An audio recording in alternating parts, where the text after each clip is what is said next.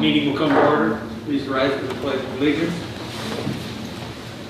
I pledge allegiance to the flag of the United States of America and to the republic for which it stands, one nation, under God, indivisible, with liberty and justice for all.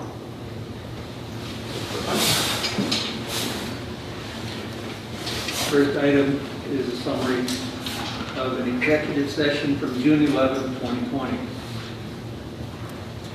A property owner brought forth an allegation of misconduct against a director for allegedly violating policy 1.11, conflict of interest policy. The board voted 5-2 with directors Hover and Fosdick dissenting that the allegation of misconduct was without merit. A separate property owner brought forth an allegation of misconduct against former directors Hatcher and Abrahamson and current directors Brandenburg, Sinkus, Over, Bidwell, and Barron Jr. The allegation of misconduct stated that by providing a summary of the member comments on May 28th that they had violated policy 1.10, Board of Directors ethics. The board voted 5-3. With directors Brandenburg, Balzo, and Barron Jr. dissenting that the directors had violated policy 1.10, Board of Directors ethics. The directors resolved to issue a public apology to the membership and to request the Rules and Regulations Committee review policy 1.07, section 5, make any recommended changes to the board. The apology to the membership was subsequently issued on June 12th. Next item is the approval of the minutes, May 28th, 2020 Board of Directors regular meeting. I move we approve the minutes from the May 28th regular Board of Directors meeting. Second. Motion from Mary, second from Jerry Barron. Any comments, questions? Jerry? Just a question, I did not hear a motion. The motion was to approve the minutes from the May 22nd meeting. May 28th. May 28th meeting. All in favor? All unanimous. Next item is June 18th, 2020, board work session meeting. Approve the minutes. Is there a motion to approve? So moved. David Welch, motions. Second. Second. Mary seconds. Any questions? All in favor? Unanimous. Next item is joint advisory committee report summaries. Tom, you have that? So normally we would have the chairperson or a designee for the committee to come in and give a report, but as a result of COVID and the restrictions, they provided me with the summary for the Lakes Committee. They discussed the possibility of having a winter drawdown of Lake Rayburn. They're also possibly looking at drawing down over the winter Lake Ann, because last winter when the lake was drawn down, we had quite a bit of rain, and we were unable to keep the lake down for an extended period, and many property owners were unable to get the work done that they had wanted to do so. Those will all both be brought up at the next meeting. They also had a report from their subcommittee, which is working on the concept of regulating both size, possibly engine size, or a combination of those two, because they want to make sure that some person doesn't, move in with a cigarette boat or something very large. So that's the Lakes Committee. Their next meeting is, I think, on July 8th. Next up, the Recreation Committee. They met on June 8th. Jessica McCurry was introduced. She's one of our new managers. She's a rec operations manager, and she's located at Reardon Hall. Each of the respective committee members gave their committee reports, and they found a couple minor maintenance issues. which the maintenance team was asked to handle, but overall pretty good shape. They noted that the fitness centers, in spite of COVID, have been busy, tennis courts and so forth. New business at next month's meeting will be the election of the chair, the vice chair, and the secretary for the committee. So they just want to make sure that everybody was prepared for that heading their way. Regarding the next new member meet and greet, it's been postponed several times. The current date is September 12th. We'll see if that happens or not, hard to say. Since that tends to be a group of about 50 or 60 people, so we'll see if we were able to have a group of that size at that time. And then the staff gave a report on usage and so forth, and activity cards, and a little bit later in the presentation I have a slide regarding activity card sales. And their next meeting is on July 13th. The last committee meeting was the golf JAC, and year-to-date rounds were at 49,043. This is up 2,929 rounds over the prior year. I don't think it's been a very long time since I've said that year-to-date rounds are up over prior year, so that's very nice to be able to say that. Member rounds were up 2,542 over prior year, and non-member rounds were up 387. We talked extensively about the WAPT and the APT event, which is occurring as we speak. The committee was discussing and getting ready for that. They also announced how the Birchdale Bridge was successfully removed and that project is completed. We're still working on the Scottsdale Bridge, and we hope to get that fixed in a reasonable amount of time. And their next meeting is on July 8th at 4:30. Any questions regarding the committee meetings?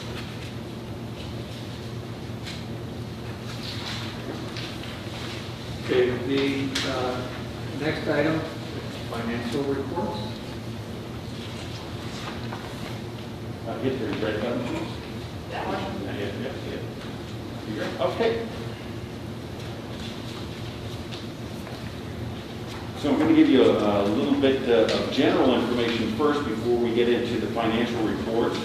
I just want to comment that the staff continues to follow the directives that have been put out by the state, the Department of Health. I received many emails from property owners. Some want us to be more restrictive, others want us to be less restrictive. What we've been telling them is we're following the directives. That's what we're doing. Now that COVID is starting to hit close to home, just found out today that one of our regular golfers tested positive, so it's definitely getting close to home.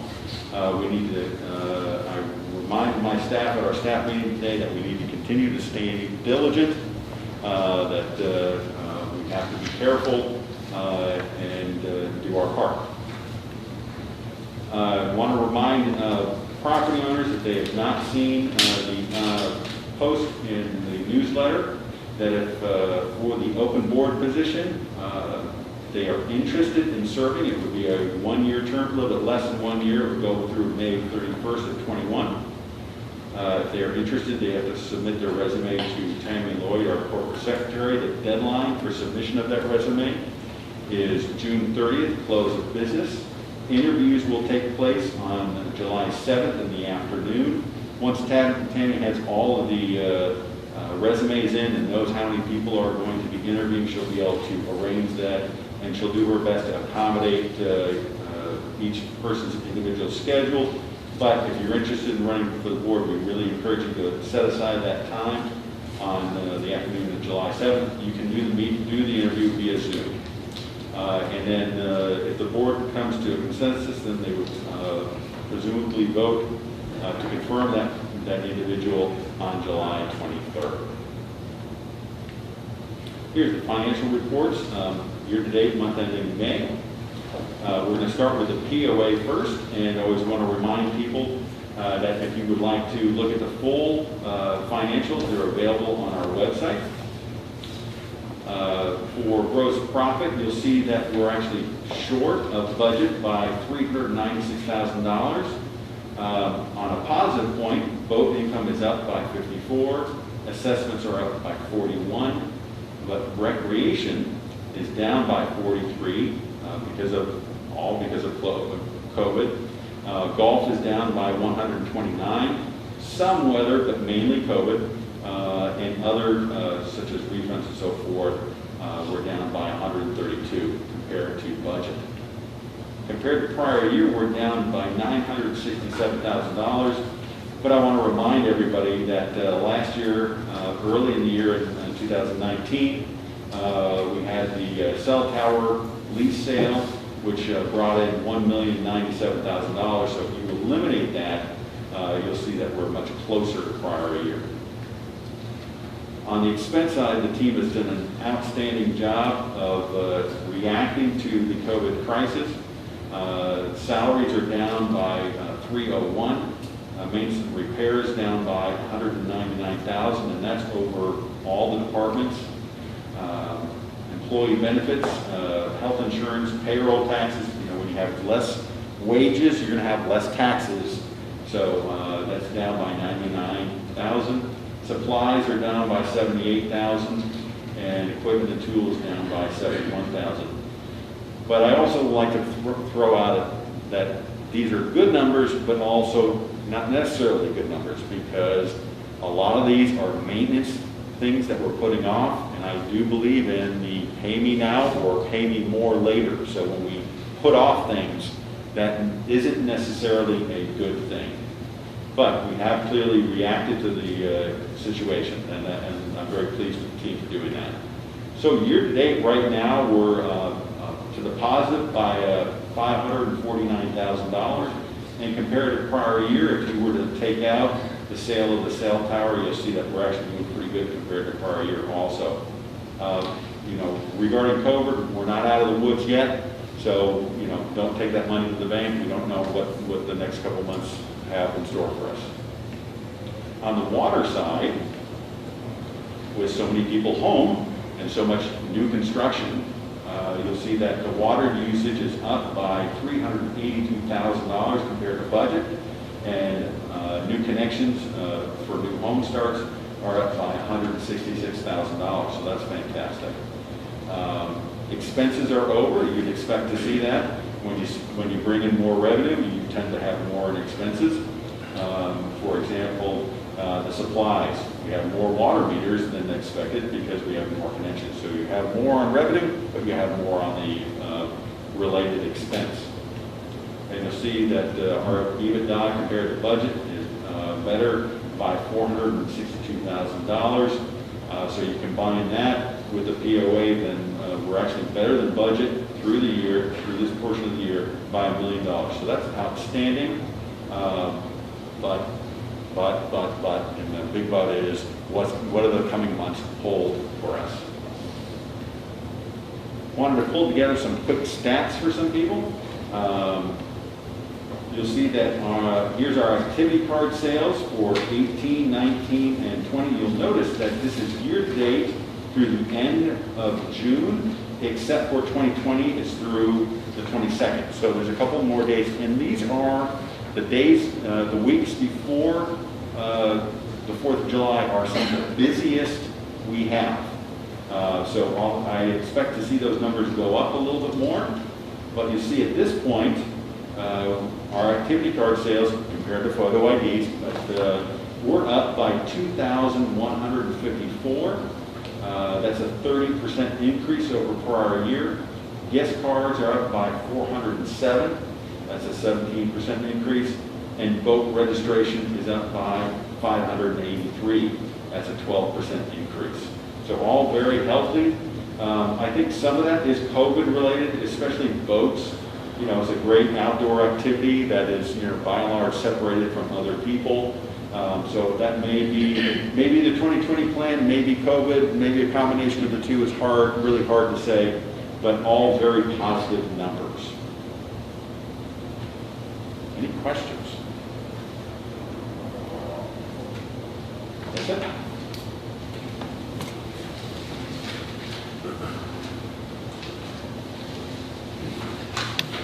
The next item in the agenda, you will find last month's open forum comments and questions, which brings us to the open forum for this meeting. The first member to speak, Joy Sawyer.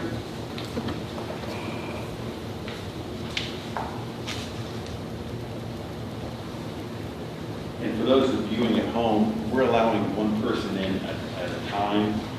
So they're coming from the Welcome Center. So it may take a moment or two when David calls the next person out. Hello.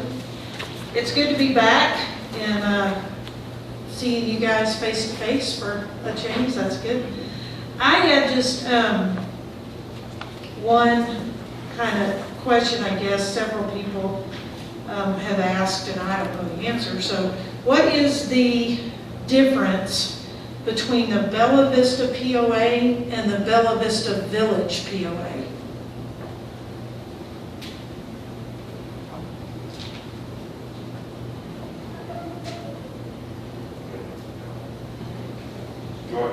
Is that all to it?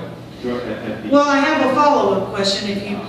After all the comments have been made, comments and or questions have been made by the property owners, at the very end we address them. Okay, so I guess in the county records, there is a Bella Vista POA and a Bella Vista Village POA. And I believe it's the Village POA that owns almost 650 lots. I know you did a flash sale for the other one and got rid of like 600 lots after you decided you couldn't vote, you weren't going to vote them anymore. But there's a Bella Vista Village, I think it's the Village POA, that still, it's not the other one, that still owns over 600 lots. And the question that I've been asked is, are those votable lots? So in the county records, it's just two separate things. So we're just curious.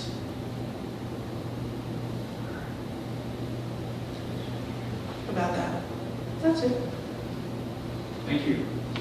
So you don't know, or you're just not? When all the comments are made, we will address them. Okay. Next is Beth Tracy.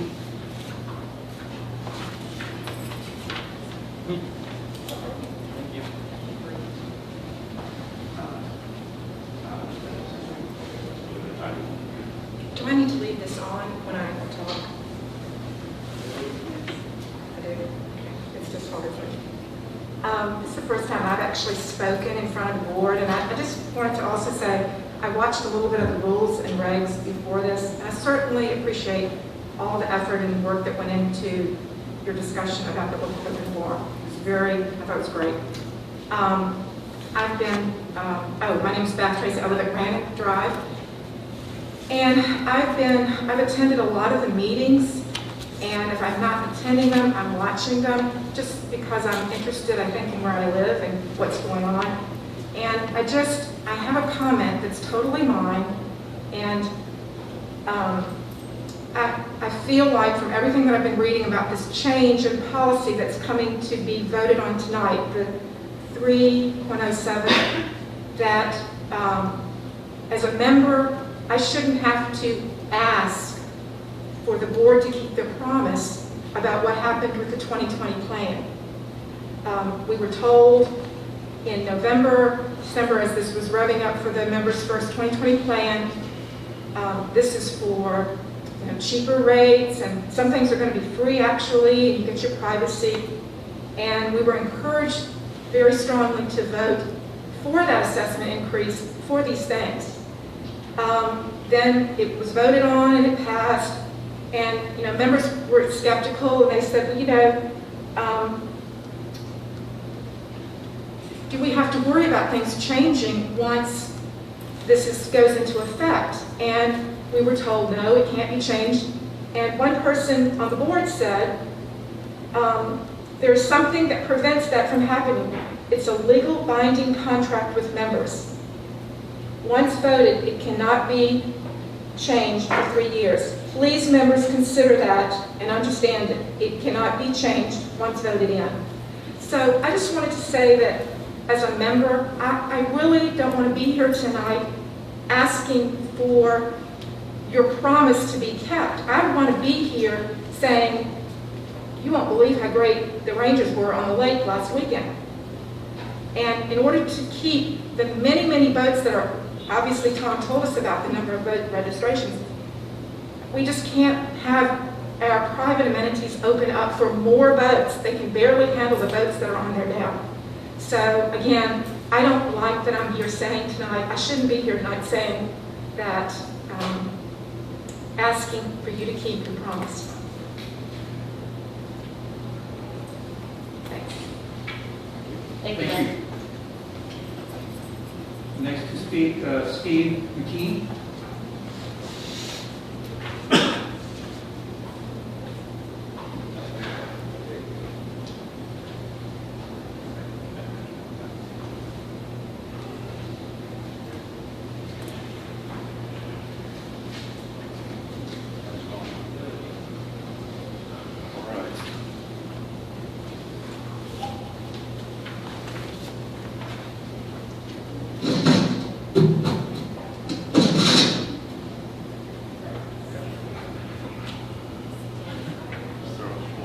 Steve McKee, Tyree Place. Gonna have to move this. There we go.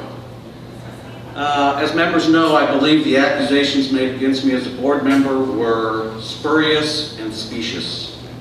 As Ms. Hatcher said it, directors must uphold the standards and policies that are required of them. I was doing exactly that for the POA and its members, doing what I campaigned on and was elected for, members first. With policies 202, 303, and 304 coming to a second reading, I believe members can now understand a little bit about why I was really removed. As they are written, they fail. We were told that the 2020 plan document, not the FAQs, were legally binding. This language is all over Facebook, amongst other places. The deal was the members would pay more in assessments, and then this is what we would get. No new community center, no POA voting of its inventory lots, no fee changes until at least 2023, no additional trail maintenance costs. Non-members may only use golf, restaurants, Kingsdale Tennis, Blowing Springs, Tanyard, Metfield Skills Parks and Trails, called the Back 40, Little Sugar, and Metfield Connector, and no other amenities or facilities. Members and their guests only may use all of the above, plus lakes, parks, pools, beach, recreation facilities, gun range, and all the other trails. Non-members are not allowed at these amenities or facilities. Anyone without a member-sponsored guest card are not allowed. We were promised that the POA would not issue itself guest passes to get around this. But to use the rec centers and lakes requires a guest pass. Thus, public events are impossible. Moreover, the fee schedule shows only members and their guests. There's no pricing for the public at those amenities. For the POA visitors at those amenities. So you're also proposing to make fee changes in violation, and if not, the public is once again going to be able to use our amenities and facilities for less than what the members pay. I urge the board to fulfill its promises and rewrite the policies. I urge the board to put members first. And when you fail, I urge the membership to remember these things in the next election and vote in the candidates who are pro-integrity, pro-amenities, and pro-members first.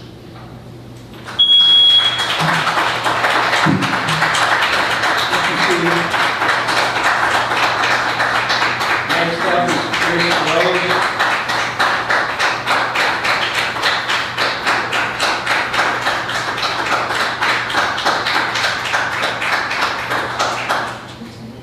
Rose?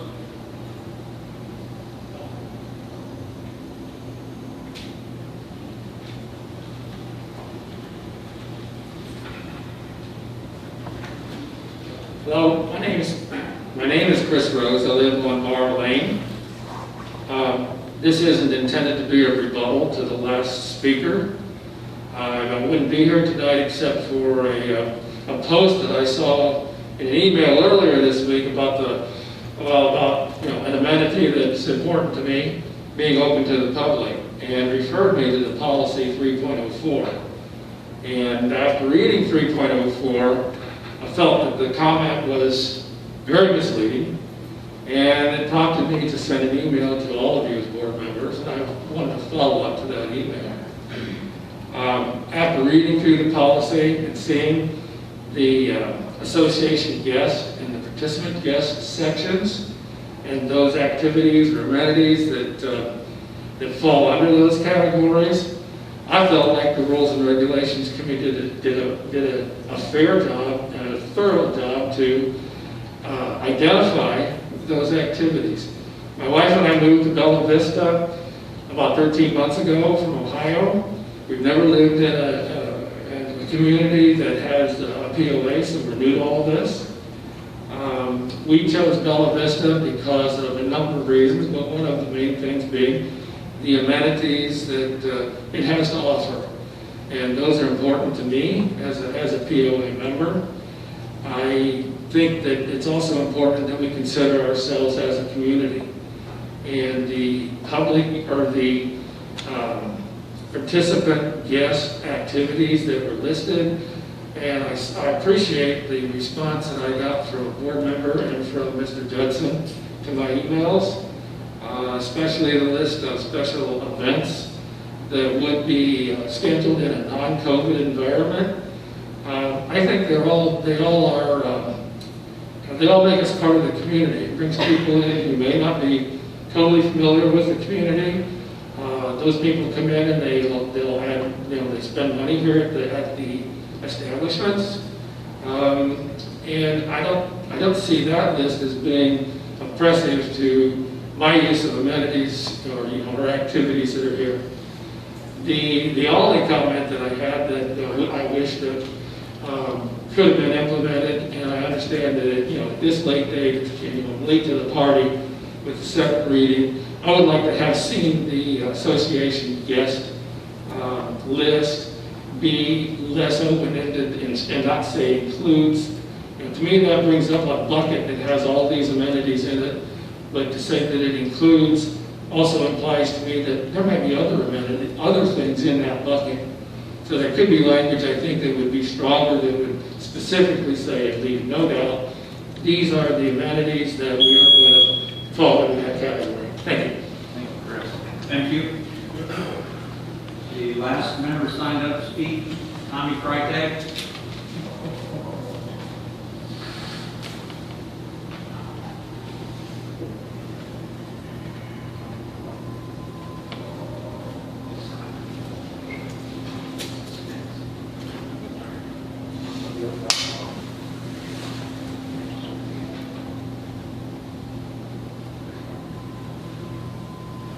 Here we are.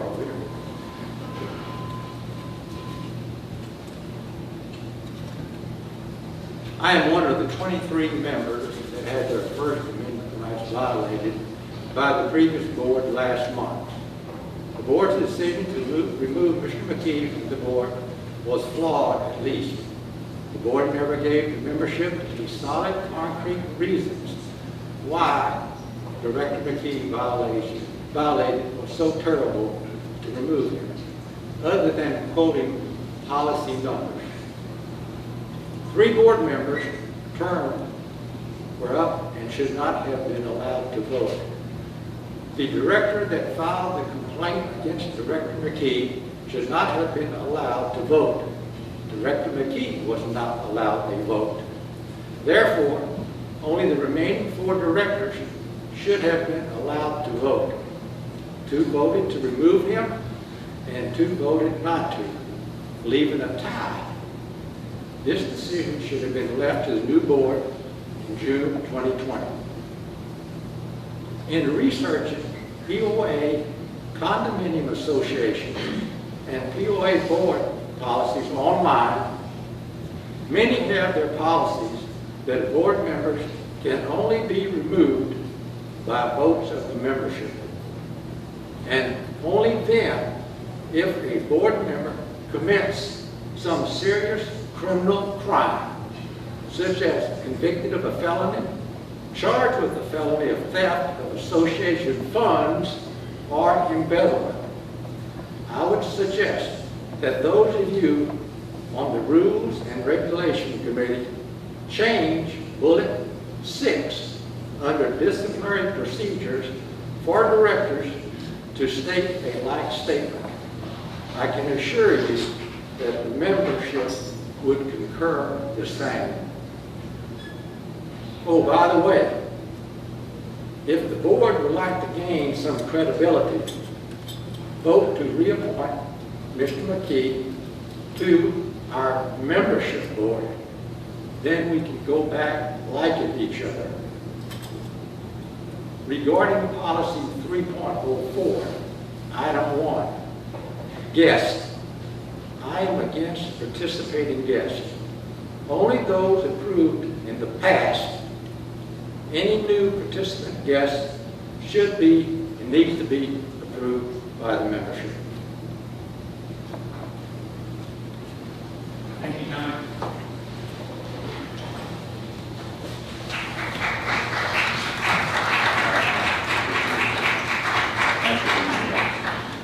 Are there any other members outside who wish to come in and speak at this time?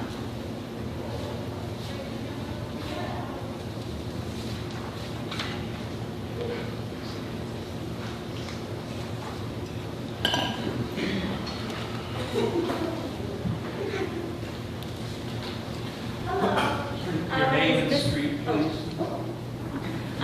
My name is Missy Hyatt. I live on Upavon Lane.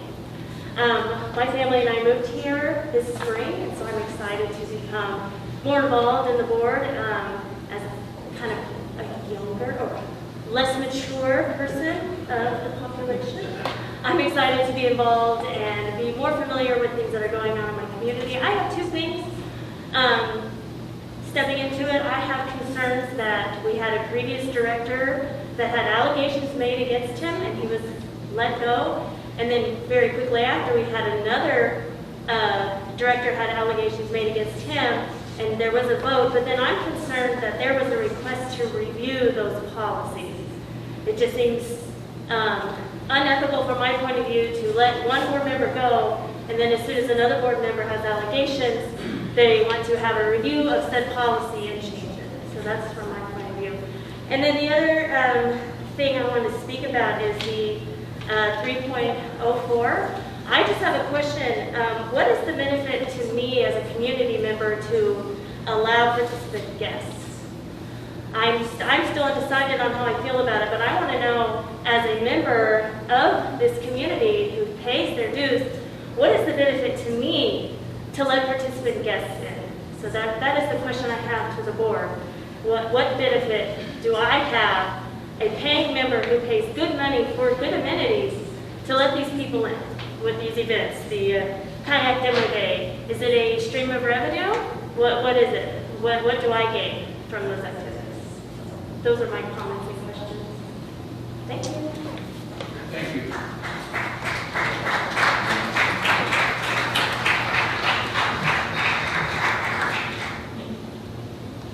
At this time, we have some emails that were sent in and will be read.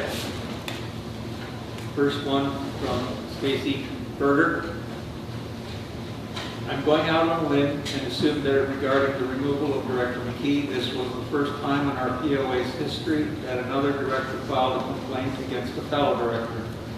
Obviously, some members of the board are not aware of the legal definition of personal gain. It's a benefit or advantage that relates to a particular person. I think it's safe to say that any particular director who's filed the allegations against McKee stood to reap a benefit or an advantage by having Steve removed. Anyone who has been attentive to the last year of meetings would agree. I think Mr. Barron in particular wanted McKee removed so he could be a member of on the Rules and Regs Committee. I stand by my allegations that there was conflict of interest, and Director Barron, who filed the allegations against McKee, should have recused himself according to our governing documents. Also, if you look at the Board Ethics Policy 9, it specifically states that directors should avoid all conflict of interest. It has been suggested that I recommend the Rules and Regulations Committee look into the policy pertaining to conflict of interest and change it so that if this instance occurs again, it would be handled differently. I guess if it's necessary, then I would suggest that. However, I think the policies are pretty cut and dry. I think the main problem is that they're being used, abused, and enforced only on certain occasions. Proof of this accusation will come in the near future when we see how many more board members will be given the opportunity to simply apologize for their misconduct. As for Policy 3.04, apparently Doug couldn't find a workaround, so the board will be voting on that issue tonight. I often wonder if Doug gets sick of being asked to work around and interpret the governing documents in a way that suits the board and management, rather than a way that protects members in the long run. Thank you for your time.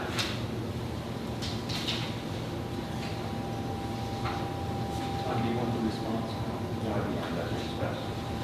Second is from Mary Stewart.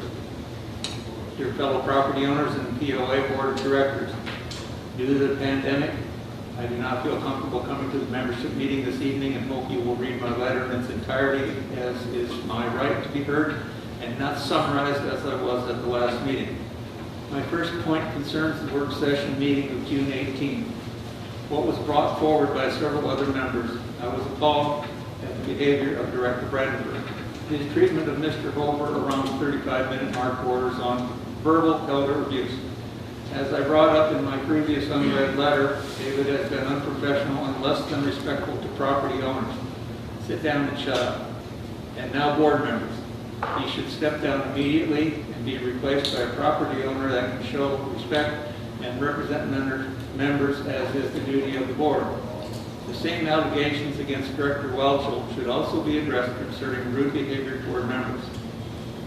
My second concern is that Policy 2.02, the vague wording of certain guests, and the inclusion of association guests and participant guests. The association committee is required to sponsor the event, and then the sponsor is required to assign the agreement. So all events fall on the POA as responsible parties for an event.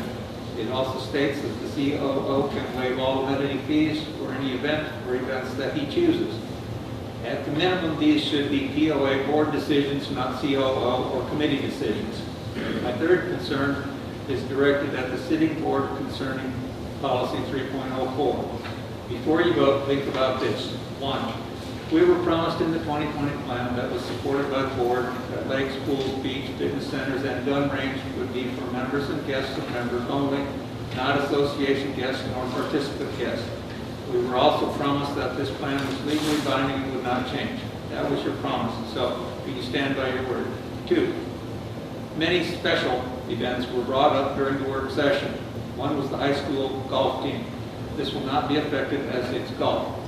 It's not one of the listed amenities that you promised us. Same with several other events. If the fishing tourney has to be stopped because you uphold your promise to the members, then make a donation to the group equal to the money that would have been raised. The cancer challenge is another example. You are still able to host the majority of the events, including the golf tournament, the tennis tournament, and run along with various lunches and dinners. If you can't do a shooting challenge, then donate the money that would have been raised through our charitable contribution committee. I could not find any information on either of these activities in terms of what that amount would be, as reports like that are unavailable. You should look into that before you just vote yes on changes to a policy that will give committees, not elected board members, the right to approve an event.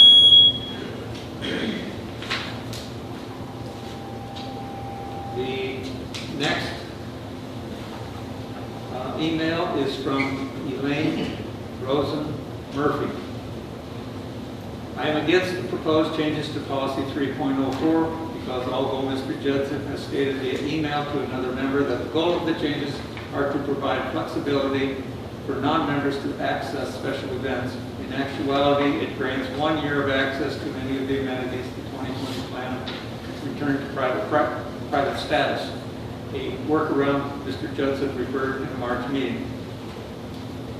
If the actual intent of change to policy is to allow non-members to use amenities strictly for special events, access would be granted for the time period of the event, not for 1 full year following the event.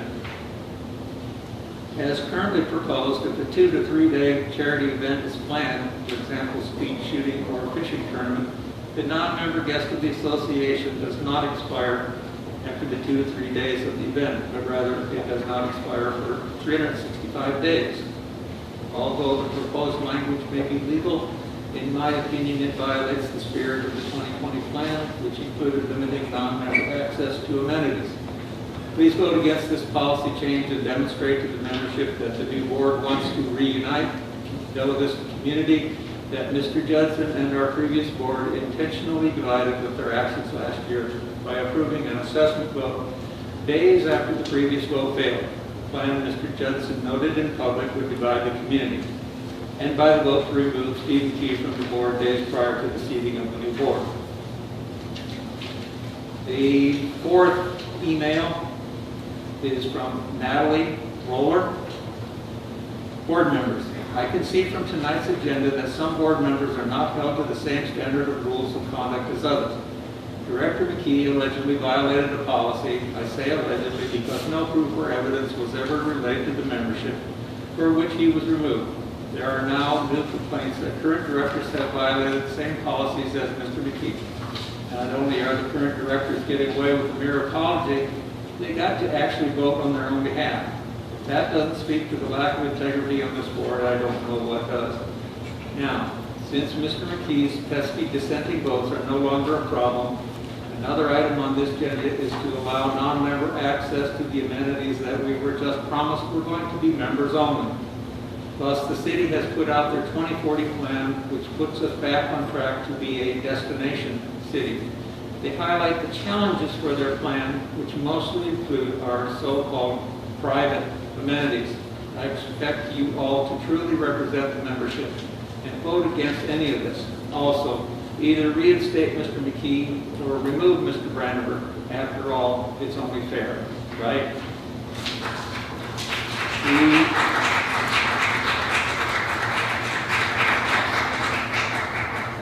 The answers regarding the comments from Ms. Berger. The allegation of misconduct due to conflict of interest was found to be without merit by a vote of 5-2. Regarding the comments from Ms. Stewart, it is the job of the board chair to keep the meeting focused and not allow the meeting to bog down. It is unreasonable to state the conduct at the work session was elder abuse. Regarding the proposed changes to policy 3.04, I wish to reiterate that back in September 2019, an example was provided to the membership on the POA's website in the question and answer section. The intent of providing this example was to communicate that there would need to be some level of flexibility required in our policies. Regarding the comments from Ms. Rosa Murphy, the statement that access would be granted for the special events for 365 days is incorrect. The access would be limited to the days or day of the event. The workaround quote that is attributed to Mr. Judson was not made by Mr. Judson. I encourage our community to watch the video of the entire meeting, not just a short clip. If you watch the entire meeting, you will get a much clearer understanding of what actually took place. Regarding the comments from Mr. Rowland, I encourage you to review the summaries of the executive session held on May 14th and the executive session held on June 11th. You will find in reading these summaries that the allegations are markedly different. Comparing them is invalid. The POA has no control over the 2040 plan which the city is developing. I encourage you to share your concerns directly with the city. Tom? Okay, regarding the comments that were made here live today, if you want to call it live, The question regarding the 650 lots, let me speak clearly.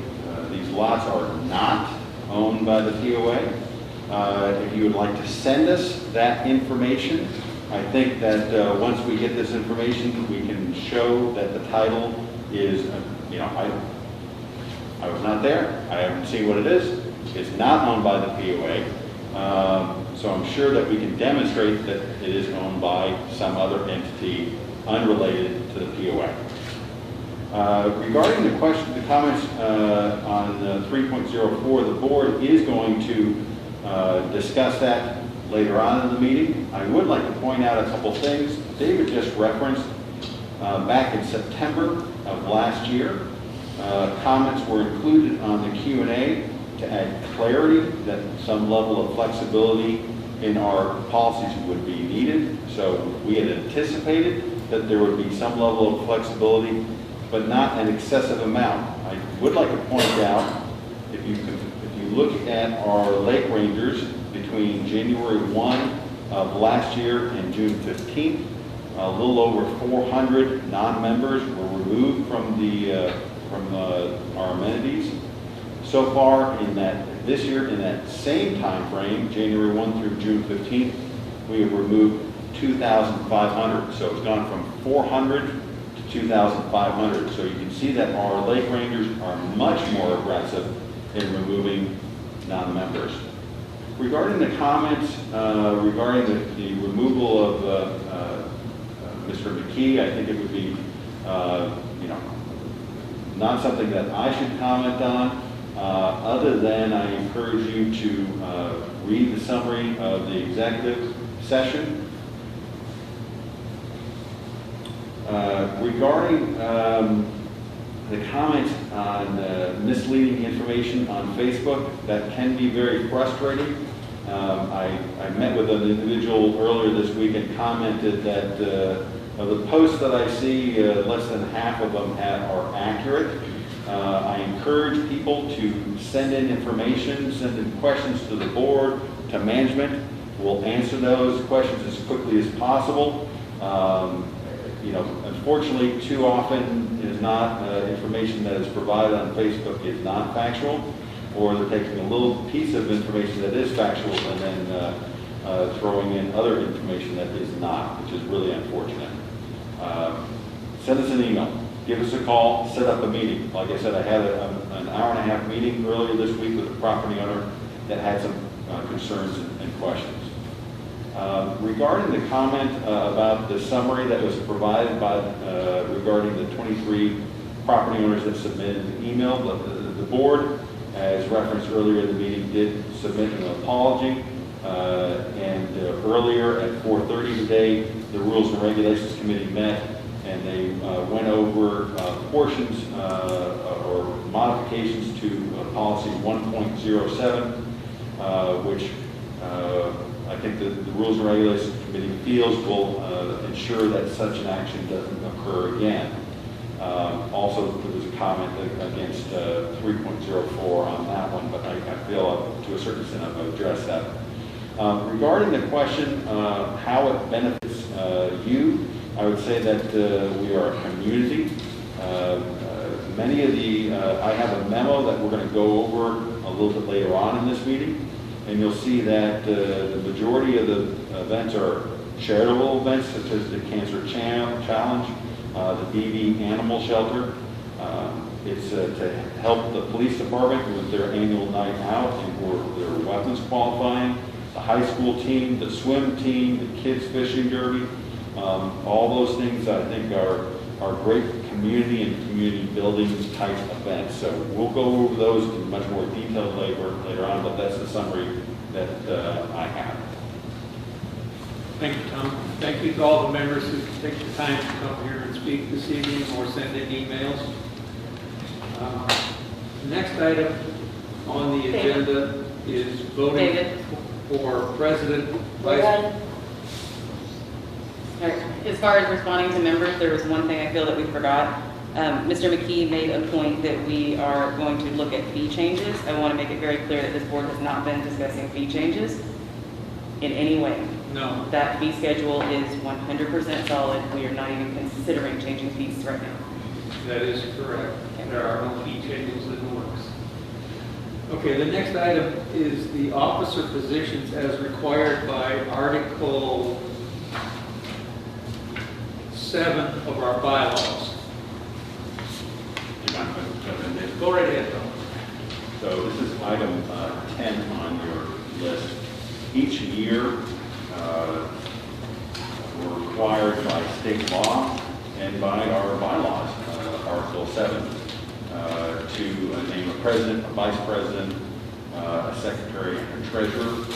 Since the work session, we recognized that we didn't have the assistant secretary listed, so that's a difference compared to last week. Roxy has been a fill-in. I don't know. Tammy's been pretty good about making sure she makes every meeting, but you never know, people get sick.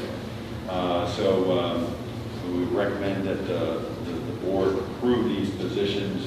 Now recognize that most of us do not go by these titles, but they are required by the state. When I sign a contract, it is as the president, not as the COO. Okay, can I have a motion to that effect, with a suggested motion?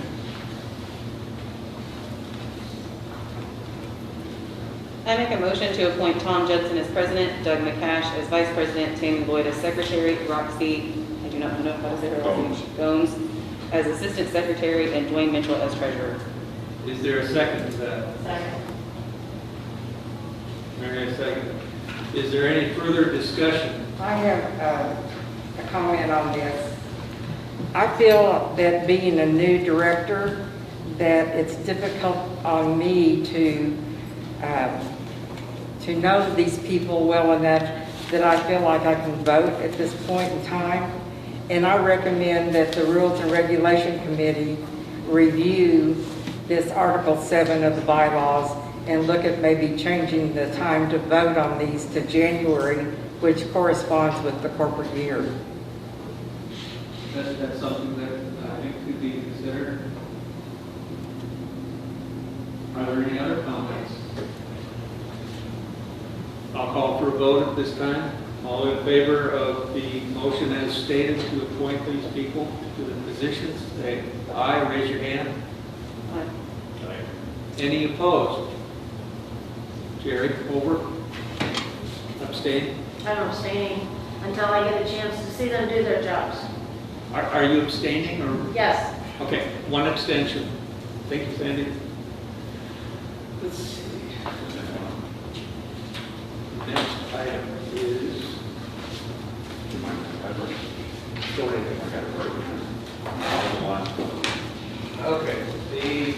Okay, so we have committee nominations. The first one is for the Charitable Giving Committee. The Charitable Giving Committee is, this is a committee that was formed 3 years ago, and each year we get a large number of requests from property owners and from area charities that would like the POA to donate money. Usually it's always money. Or they want to donate, free food at the restaurants and so forth. And what this committee does is each year, for the last 3 years, we've had $25,000 set aside for local charitable giving. They must be local, meaning, Cancer Challenge is wonderful but they're more national. The Heart Association is wonderful, but they're more national.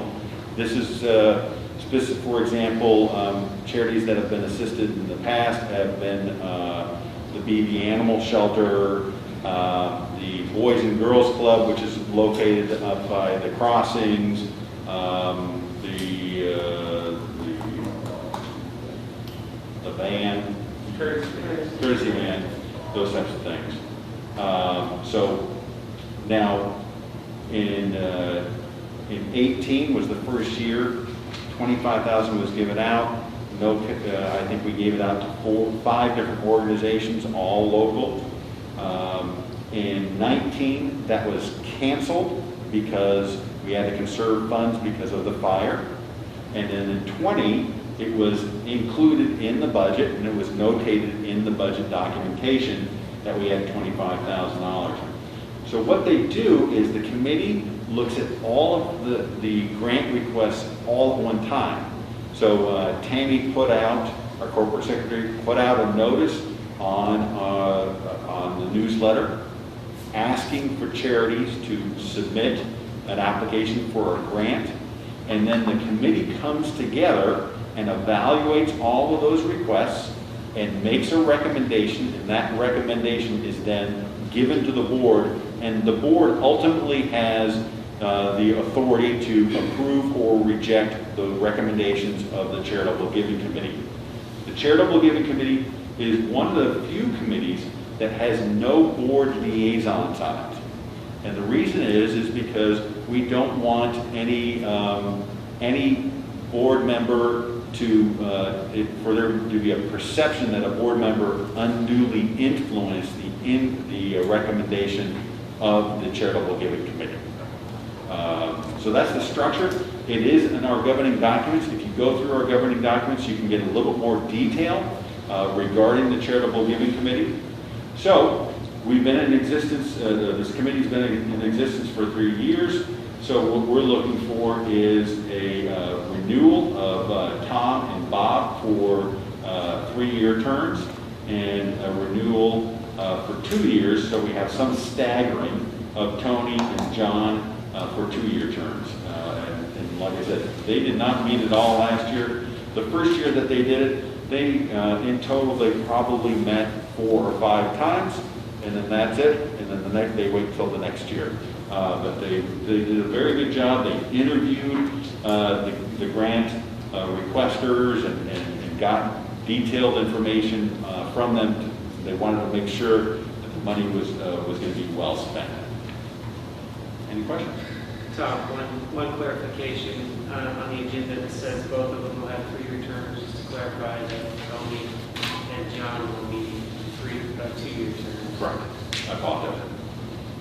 Okay, Doug, do we need a motion for each one separately, or can they all be grouped? We need a separately. Okay, so I need a motion to choose Tom for a second 3-year term. I'll make a motion to Gary Barron Jr. Makes a motion, David Welch will second. Is there any discussion? I'll call for a vote. All in favor of Tom for a 3-year term? Opposed? 1 abstention. Is there a motion for Bob Rishel for a second 3-year term? Mary? Gary Barron, second. Any discussion? All in favor of Bob? Any opposed? Abstention? 1 abstention. Is there a motion for Tony for a second 2-year term? So moved. Tia? Tia makes a motion. Second. David seconds. Any further discussion? All in favor? Opposed? 1 abstention. John Rice for a second 2-year term. Is there a motion? So, Mary? Second. Tia seconds. Any more discussion? All in favor? Opposed? Abstention? 1 abstention. Okay, moving on to the next item, nomination from the Joint Advisory Committee. The next one is from the rec committee, Recreation. and then after that is from the golf committee. And these are all recommendations. Okay, the recommendation we have from the Recreation Joint Advisory Committee is Scott Dries for a first 3-year term. Do I have a nomination? Or a motion? Jerry Grimm, Mary seconds. Any discussion on this one? We've all seen the resume. All in favor? Any opposed? Abstentions? One abstention. For the Golf Joint Advisory Committee, they have asked make the following nomination of David DeGraff for a 3-year term. Is there a motion to choose him? I make a motion. Jan? David Welch will second. Any other discussion? All those in favor? Opposed? Abstentions? One abstention. The next up is item 13 on your agenda, policy 2.05, the regulation of common property hunting. Primary change here is the elimination of hunting on Arkmo since the POA no longer owns this land. Pretty straightforward. This is the second of 2 required readings. The policy will be changed if it's approved tonight. I have a motion to approve. Chair Barron? Yeah, a motion to approve the amended change to policy 2.05 with this being the second reading. Is there a second?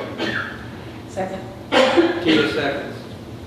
Is there any further discussion? I'll call the vote then. Those in favor of approving the amended change, raise your hand. It's unanimous.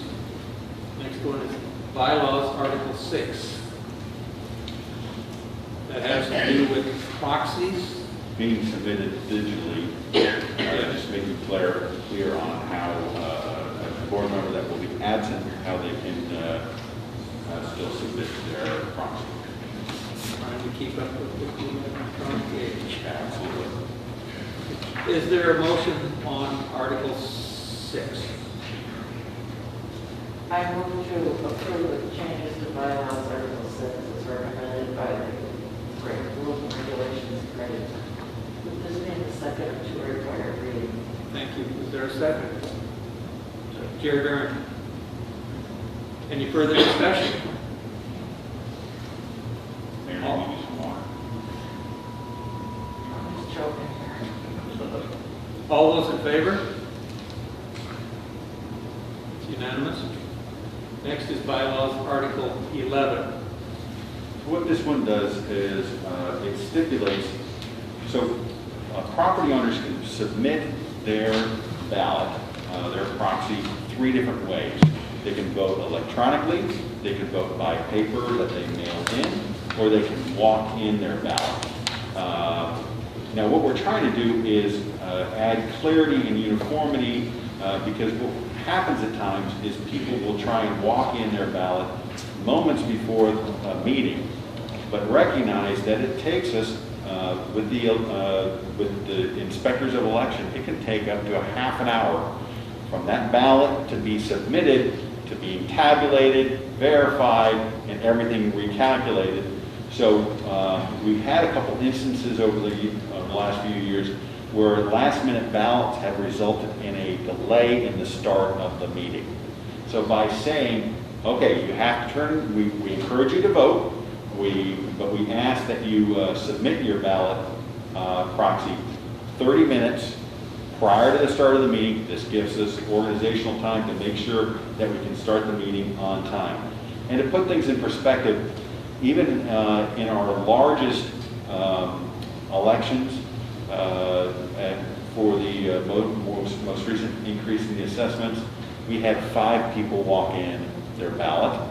For the most recent board election, we had nobody walk in their ballot. So it's important that we have our policies appropriately written, but it's not the biggest issue. And, you know, it's a minuscule number of votes, but we just want to make sure we get those in on time. Okay, I'd entertain a motion to change Article 11. David? I'll make a motion to approve the changes to bylaws Article 11 as recommended by the Rules and Regulations Committee with this being the second of 2 required readings. Thank you. Is there a second? Dan? Any further discussion? I'll call for the vote then. All in favor of the change? It's unanimous. Next one, policy 2.02. So if you watch the board section, you'll see I repeat a lot of the things, but this is the reservation of amenities and fee policy, and lists the amenities that can be used for the association guests, and it's limited to the restaurants, golf, tennis, Metfield Skills Park, Canyon Creek, Flowing Springs, and other paved and unpaved trails open to the general public. It also stipulates that amenity use fees will be charged in certain instances, stipulates that members get priority over guests. And what I encourage people to do is view policy 2.02 and 3.04. They kind of go hand in hand. They add clarity to each other. They make references to each other, specifically when it has to do with association guests. Okay, I would entertain a motion on policy 2.02.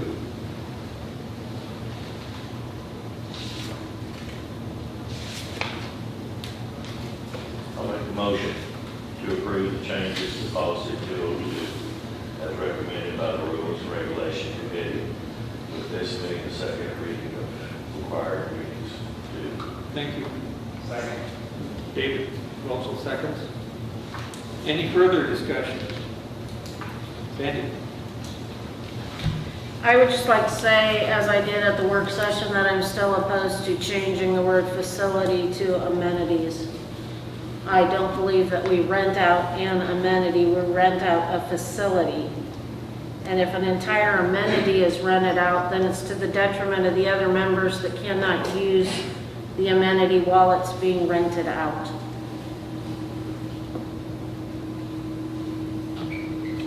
Any other comments? Have we ever had that happen before? Not to my knowledge. And when you go through the special events, you'll see that we try and make sure that such things occur on days that, like maybe the gun range is closed, like the ATA events, those shoots. Those happen about 8 times a year. They're held on a Sunday, and the ski trap range is closed on a Sunday. So we do our best to make sure that we take care of our membership. With that being said, when you talk about association guests in the golf course, we have an example of today. We have the ATA tournament, and so if a golfer, if a member wanted to play the country club, they wouldn't be able to. But we try and give the membership lots of advance notice so that they're aware that that will happen, so that they can play at another golf course in the community. Okay, anything else? Are you gonna go through this? I'm going to go through this when I go through 3.04. Okay, we vote then on 202. All those in favor of the changes? Opposed? Jerry Holbert, Sandy Bostic opposed. Policy 3.03. The main change here is for dependent card holders, we're looking to limit the number of guests to 5. Now, this is not for the primary. So if you are an adult and you have an activity card, there would be no limitation. But for the dependents, it would limit it to 5. This was a recommendation from the Lakes Committee from well over a year ago. And what it's trying to address is during the summer months, often at some of the dams, we will have large groups of kids enjoying the lake, and there will be one child, one dependent that has a car, and currently there is no limitation. So we'll have a large group causing some ruckus, and the lake ranger will go down there, and the dependent card holder will go, all 30 of these people are all my friends and they're all with me. And they may not even know everybody. This will limit that So we're trying to respond to some of the concerns that we've heard from our lakefront owners and from people that are trying to go down there and fish and find large groups. It's going to give our lake rangers a lot more, control, muscle, if you want to, muscle's probably the wrong word, but a lot more ability to control some of the challenging situations. When the Lakes Committee informed this recommendation, they actually looked at it over several months, and we had lake rangers come in to submit input and allow the Lakes Committee to ask them questions. And that's how the recommendation was derived. Just one point of information, this does not restrict that if a parent or adult wants to have their kids go and have more than 5, they are still welcome to do that. They are still, if we have a parent with they can have a family reunion and get 50 guest passes and go to the park. They can do that. We're not restricting the primary at all, just dependents. Okay, all in favor of that change? You need a motion first. We don't have a motion yet? Oh my gosh. A lot of discussion. Who wants to make that motion? David? I make a motion to approve the change in policy 303 as recommended by the Rules and Regulations Committee, with this being the second of 2 required readings. Thank you. Second? Second. Jerry Barron, second. Now, is there any other discussion? Okay. Ditto. Yeah. All those in favor? Oh, excuse me, Jerry. Just a question. This came up at least a year ago. And at that point in time, it was felt as though it wasn't necessary. What has happened this spring with the groups and so on? My question is it necessary to do this? Unfortunately, we still have challenges. We're still getting reports. The lake rangers are having to spend too much time trying to handle these situations at the dams. We're getting complaints from lakefront property owners that live close to the dams about loud music and so forth. So our lake rangers came forward and said, look, we talked about this, and so management felt that it was best that we ask the board, ask the Rules and Regulations Committee to make this modification because we need to have that muscle behind us so we can enforce these challenging situations. If it's a situation where everybody's quiet and respectful, and they're probably not going to push too hard on this issue, but it gives them that authority when they need it. I wouldn't say that. Just to clarify, if it goes into our policy and we pass this, they should enforce it, no matter what. But I think the thing that needs to be clarified is they probably won't notice if they're not causing a ruckus, and if it's a bunch of 18-year-olds, the lake ranger might not know. I would agree with that. That's a better way of phrasing it. Yeah, it's probably like many of the complaints, that they're reported by members that there's a problem. And we do rely on the members to let us know if something's wrong. People on the lakes need to keep the phone numbers with the lake rangers handy so that they can respond quickly and take care of problems if they arise.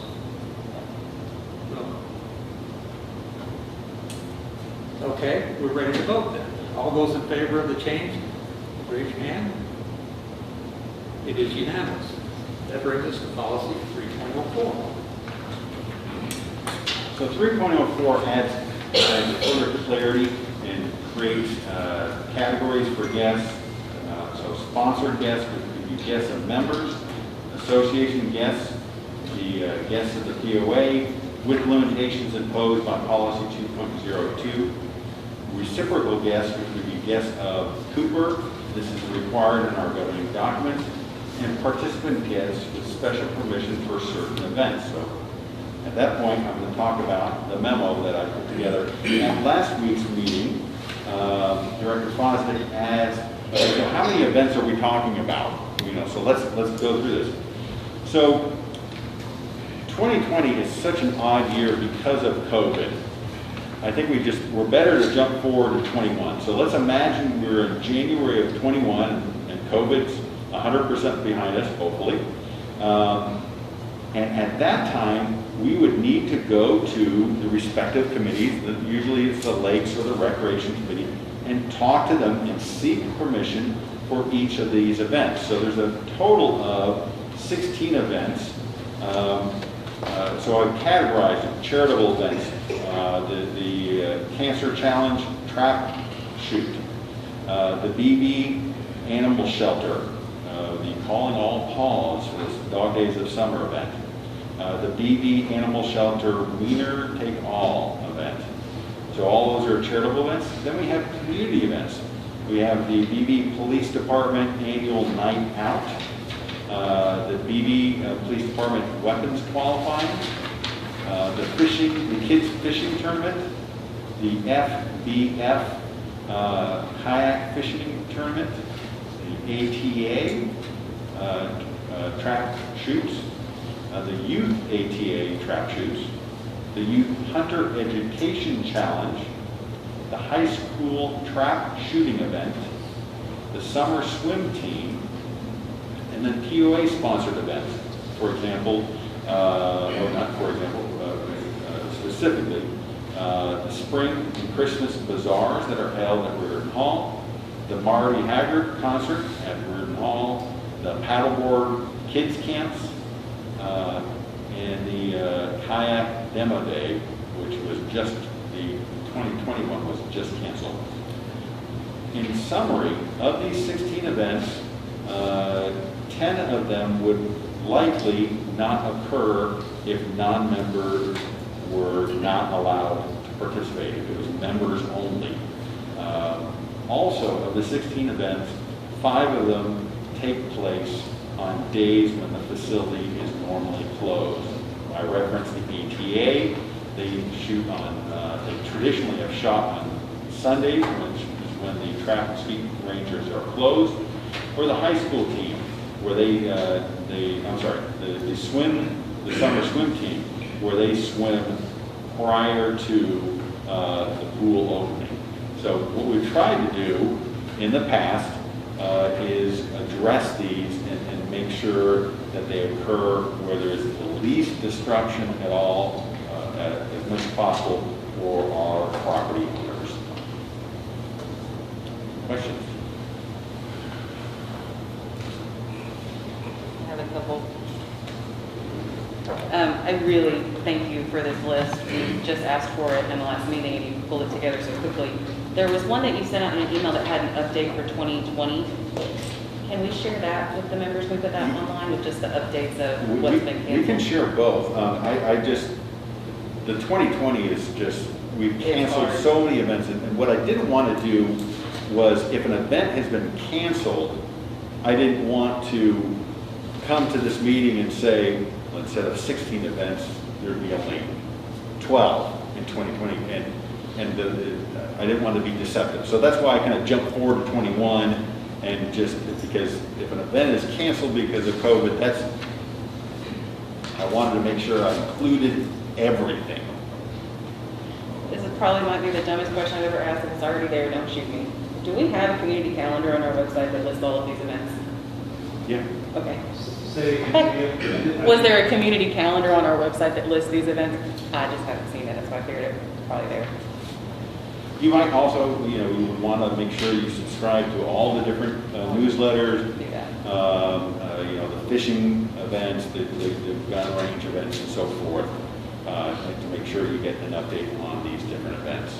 Because not all of them are in the general. Many of the lakes-oriented events may only appear in the lakes update. The rec ones may only appear in the rec updates. But there are some big ones like the spring and Christmas bazaars. Those are usually covered in all of the newsletter updates. And in your water bill. Many of these are covered in the water bill. Yes, Jan? Are any of these primarily attended by members and their sponsored guests? So some of them, you know, these let me kind of go down the list. I would say the Cancer Challenge is probably, and I'm shooting from the hip, so please forgive me if I get anything wrong, but I would say the Cancer Challenge is probably 75% non-member, 25% member. I'd say the animal shelter events are probably 80 to 90% member. The police, some of the police department do not live in Bella Vista. And remember, the police department covers all of Bella Vista, even the portions that are outside of the POA. The fishing derby, that is one that, since we received the fish from the state, if it wasn't open to everybody, we can't have the event. I would say that 90% of those are property owners. The KFB event is probably 80% non-member. And that's one of the events, and there's a rec committee member that probably will throw stuff at me. That's an event that may not return because I think we're going to struggle to justify that one. But we've had it in the past, it's on the list. The ATA shoots, probably 60% members. And then when you throw in guests, it probably gets up to maybe 80%. The youth ones, I would say the same.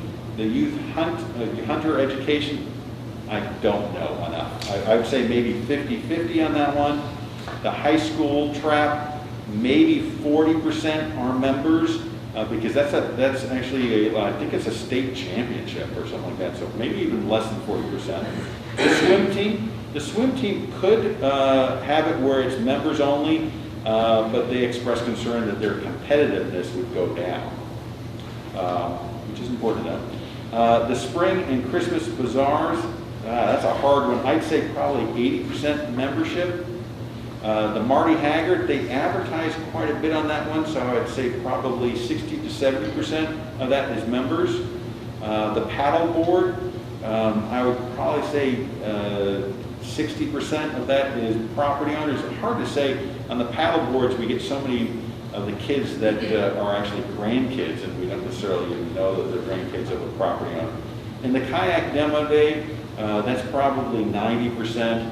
And that's, if you look at our statistics on the number of kayaks that are being registered in our community, which has been just going up by leaps and bounds every year, I think this demo day has really helped. It's part of the reason is what's driving it, is because more and more people are getting exposed to kayaks and so forth. Did that answer your question? Yes, and it sounds like the vast majority of these are member or sponsored guests that will be attending, and very few outside participant guests. If we were contacted, every once in a while I get contacted by someone that wants to use one of our amenities, and we have to tell them no. They're a non-member and so forth. So we feel that, in management's opinion, these events have already been vetted. I pulled out the one that I think has the big question mark next to it. But I think it's a good community to have a high school trap shoot. I think it's a good community to allow the police officers to do their weapons qualifications. I think those are good things to do. The Christmas bazaar, that's very well attended. I'd just like to say that there's nothing on this list, maybe with the exception of the one that Tom pointed out, the kayak fishing tournaments, that raise a red flag for me. I mean, we have to be good stewards for the community, and the community is not just Bella Vista. And a lot of our property owners want that variety. Yeah, They want things to do. If we take these things away, we are reducing the amount of amenity events that we provide to the property owner. So, and I mean, I just can't see limiting or getting rid of the charitable events. Again, that gets back to, we have to be good stewards. Sandy? Again, as I stated at the work session, I do think there's a huge difference between a cancer challenge shoot and 5 to 6 events, the fishing tournament, especially if you are correct, Mr. Brandenburg, when you said that they like to come in for a whole month before the tournament and use the lakes. I've had a lot of people tell me that they're very upset over even the thought of us opening up our lakes. And I think with the 2020 plan, even though we have done all of these things in the past, there may be some that we do need to change. And there are other ways that we can raise money for cancer research.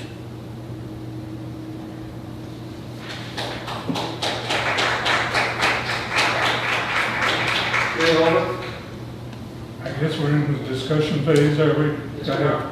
I have 4 questions that I would like to ask. I can answer one at a time. Okay. Someone else to talk or whatever. These questions come from a multitude of people, not just myself. And I've summarized them down to the gist of what was being asked. And basically it's been noted that several of the events for 2020 were discussed at various committee meetings, but not listed on an agenda. Under 304, will this practice continue to be part of somebody's report, or will it be listed as an agenda item to speak about? You brought that up last week, and I think that's a very valid point. I think we need to make sure. One thing that we talked about is bring these up in January, months beforehand. That way the committees can review them. If the board does not like any decision that the committee has made, that they could potentially overrule it. But they have to be on the agenda so that our community is aware. So I would completely agree that in my opinion, if this change were to go through, then the board is given management a clear directive. Make sure it's on the January agenda of these respective committees, and make sure it's on the agenda. Okay. Next one, it noted that some of the events are listed as a single event, but in reality, there are 5 or 6 events. Then as an example, the kayak fishing occurs multiple times during the summer. And I guess it's a method of how you define an event, whether or not, if they meet every so many times a year, there's one event. And I think personally that they're separate events. They're not always the same people. It's not always the same rules for the specific term. Another one is the ATA events. Many of those are multiple days, multiple times throughout the year. And it seems like these are all listed as when the range is closed. How many people would we have if the range was open that day and not have the event? These are questions I think that need to be answered a little bit. But you might, if I jump in, so on this list, what I included is the number of instances, whether it's a one-day event, a two-day event. I try to provide you with as much information as possible. Regarding the ATA, the track and skeet fields are traditionally not open on Sundays. And that's why that's the main reason why we hold the ATA shoots on those days, so there's no disruption. Is it possible that at some point in the future, we need to look at the number of days that the range is open and potentially open it up for more days? That's absolutely open-minded to that. Okay, most of these events, they occur on a single day or 2 days. You get their practice sessions that occur throughout the entire summer. Now, does that, because they come in and they say, I'm practicing for this event, does that allow them the access? It is limited to this. Pardon? It is limited to these days, these events. Okay, that, to me, it brings up quite a problematic situation. Because they want to come in and they practice, but they can't do that because they're not a member and they're not a participant at that point. So, I don't know. It's just something that to me makes me look at a little bit better. Most of the charity events, police event, those things, most people don't have much any problem with any of those. But they do have some problem with events that charge people to be part of that event, and POA not receiving any kind of income for the use of their facilities. And yet someone gets money. Why do we allow that? Well, some of these events we do make money on. We actually, the POA makes money on the Cancer Challenge. They pay a use fee. The bazaars, we charge for table rentals. So there's several of these that the POA does make money off of. Okay, it's been reported to me that the kayak fishing tournaments in particular, one event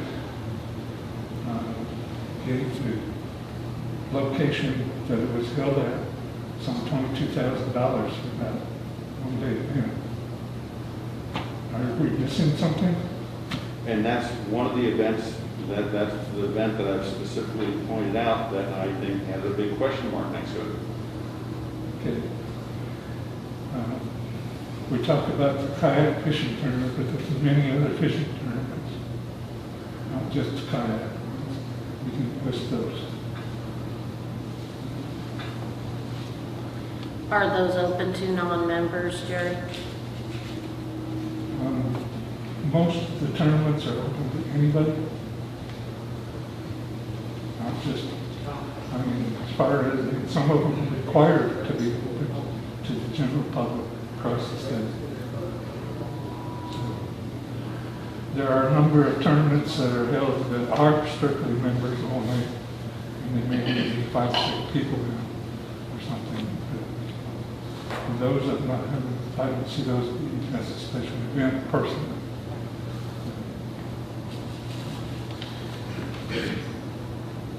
Jerry, I think that probably any time that we have a fishing tournament on our lakes, any non-member would have to register his watercraft with POA in order to get it on the water. Or they get, you saw the numbers that the Rangers are removing a large number of people who don't belong here. So if they were having a tournament and their boats were out there, they'd be asked to leave and they'd just be out of the tournament.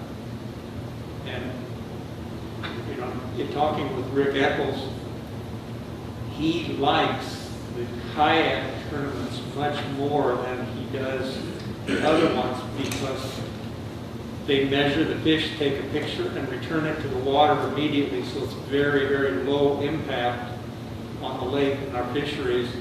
And the fish are put back where our members are able to catch them again. So the kayak events are very low impact, but they have to register their craft also to get on the water. So, you know, it's something to look at in the future. There's yet one last question. Yeah. I asked that's concealed carry. That's not listed as a special event. So are we not having that, or is it restricted to members only? Restricted to members only. Thank you.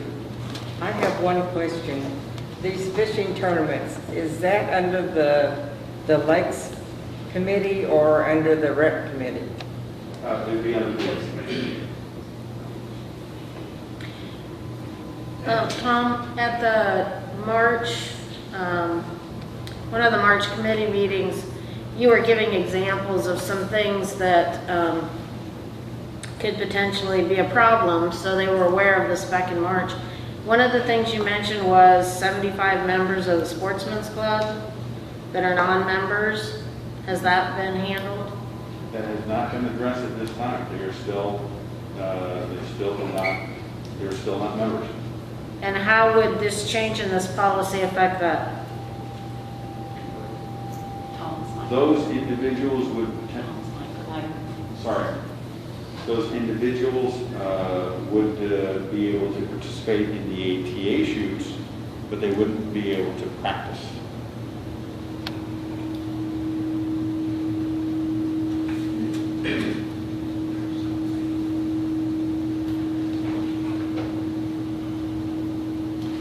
David, I'd like to make a motion that we table 3.04. Take it back to the IMO.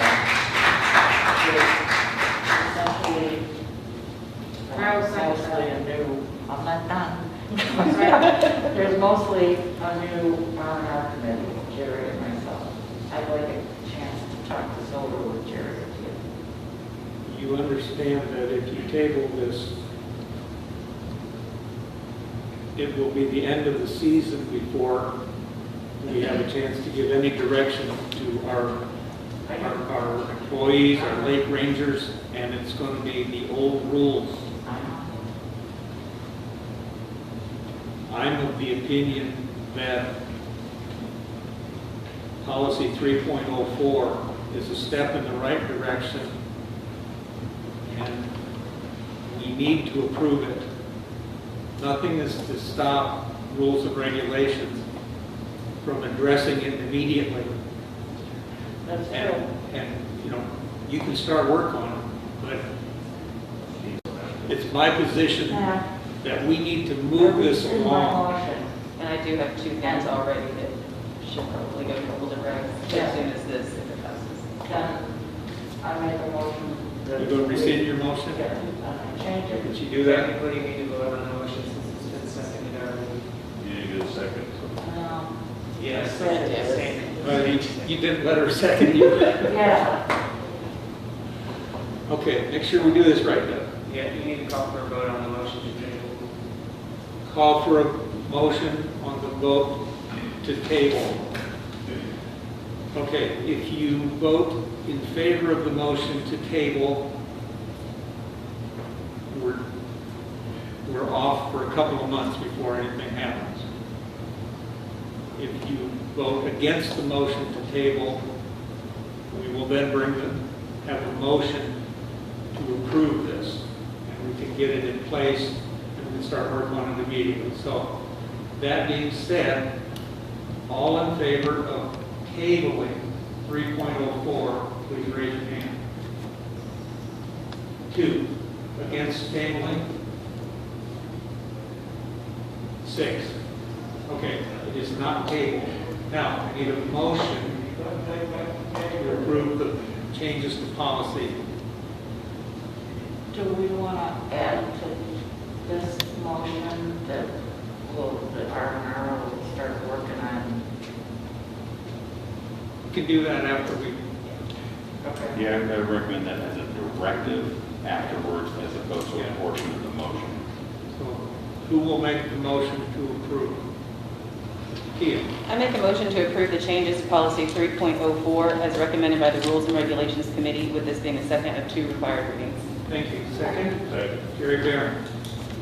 Is there any further discussion on this? In that case, we're going to call for a vote to approve policy 3.04, the changes to the second reading. All those in favor? 6. Opposed? 2. Thank you. I believe that brings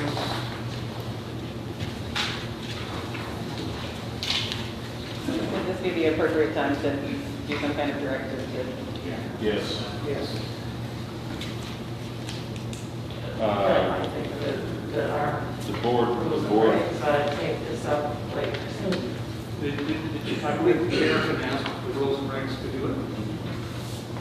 Okay. Tia, you understand what we're asking you to do? Absolutely, we will go back as a Rules and Regs Committee and look at 3.04 to make Look at any additions, 3.04 modifications. and see if there are any changes that are warranted, necessary. If we're going to give what we've got in position for our people starting tomorrow. Absolutely. Okay, thank you. Is there any other new business? Tia?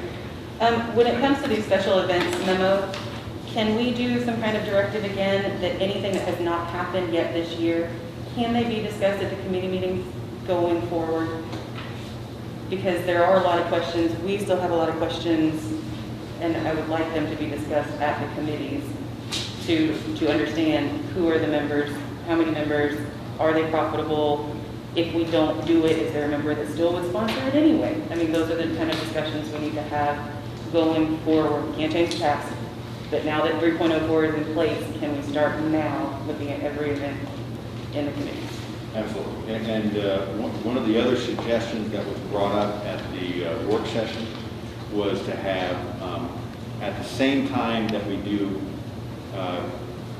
committee training, which will take place in August, we will also have training regarding this new policy and the expectations of the board regarding this new policy and how the board expects it to be on the agenda in January so that it can be discussed and potentially voted upon at that time.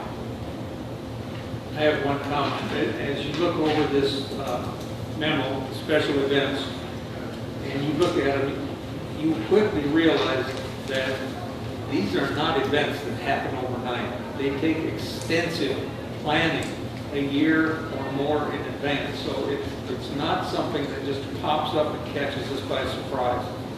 We know these things are coming. And myself, I believe that this brings a lot of goodwill to the village, and I would like to see just about all of these events continue.